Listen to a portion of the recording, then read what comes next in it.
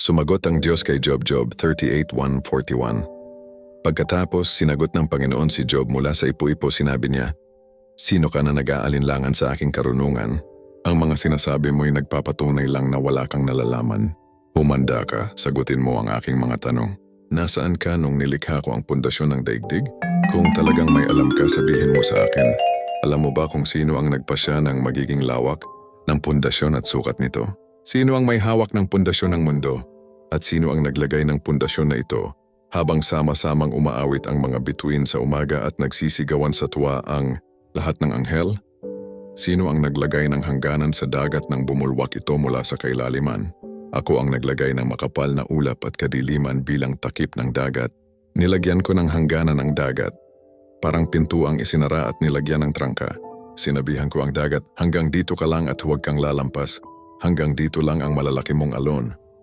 Minsan ba sa buhay mo, Job, ay nautusan mo ang umaga na magbukang liwayway para ang ningning nito ay lumiwanag sa buong mundo at mapatigil ang kasamaang ginagawa kapag madilim? At dahil sa sikat ng araw, ang daigdig ay malinaw na nakikita katulad ng marka ng pantatak at lukot ng damit. Ang liwanag ay nakakapigil sa masasama dahil hindi sila makakagawa ng karahasan sa iba. Ikaw ba'y nakapunta na sa mga bukal na nasa ilalim ng dagat o sa pinakamalalim na bahagi ng dagat? Naipakita na ba sa iyo ang mga pintuan patungo sa lugar ng mga patay? Alam mo ba kung gaano kalaki itong mundo? Sabihin mo sa akin kung alam mo ang lahat ng ito. Alam mo ba kung saan nanggaling ang liwanag at dilim? At kaya mo ba silang pabalikin sa kanilang pinanggalingan? Oo nga pala, alam mo ang lahat ng ito dahil ipinanganak ka na bago palikhain ang mga ito at matagal na panahon ka nang nabubuhay. Nakapunta ka na ba sa lugar na pinanggagalingan ng nyebe o ulan na yelo? Ang mga yelong ito'y inihahanda ko para sa panahon ng kaguluhan at digmaan. Alam mo ba ang daan patungo sa lugar na pinanggagalingan ng kidlat o sa lugar na pinanggagalingan ng hanging silangan? Sino nga ba ang gumawa ng dadaanan ng ulan at ng bagyo?